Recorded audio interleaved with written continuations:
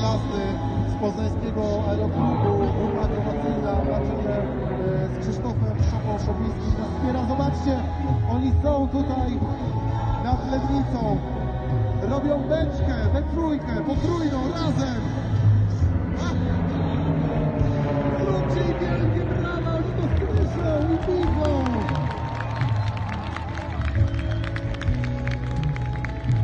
Pomachajmy do nich, podnieście ręce w górę, ci ludzie to zobaczą, kochani. Wszystkie dłonie w górę.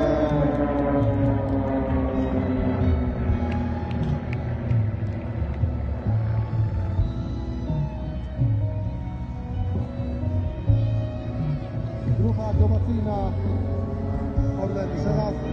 I niech całe pole zaśpiewa teraz. Nie bój się.